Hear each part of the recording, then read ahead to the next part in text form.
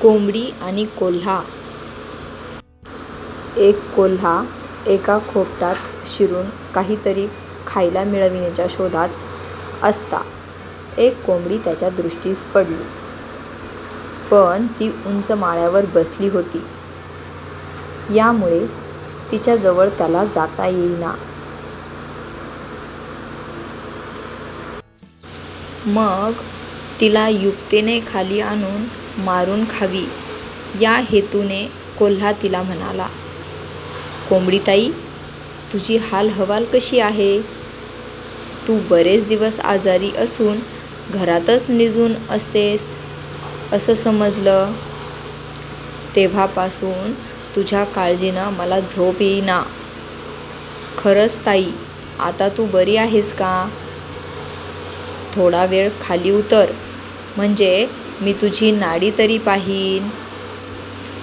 याप्रमाणे अघळ-पघळ बोलून कोल्हा तिची स्तुती करीत असता कोंबडी बसल्या जागेवरूनच म्हणाली, खरंच भाऊ, तू जी बातमी ऐकली ती अगदी खरी आहे. असा आजार मला कधीही झाला नव्हता. मी आता खाली उतरून तुझ्याकडे आले असते, पण वैद्याने मला अगदी बजावून सांगितले आहे की तू आपली जागा सोडून कुठेही जाऊ नकोस, कारण अशक्तपणामुळे जागेवरून हालण्याचे श्रम माझ्याने सोसणार नाहीत आणि म्हणून माझ्यानं खाली येवत नाही. तरी आता तू यावेळी जा. सध्या मी इतकी अशक्त आहे की जर मी उतरून खाली असते तर माझे प्राणच जातील.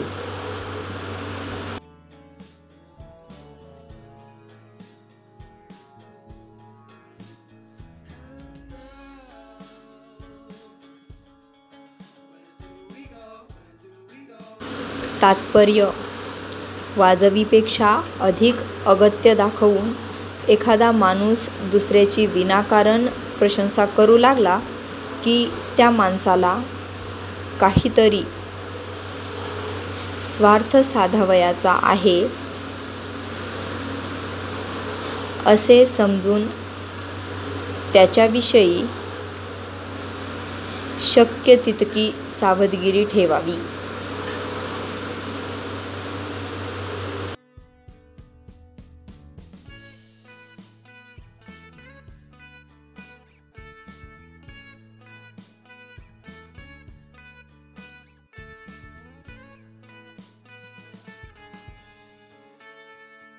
Say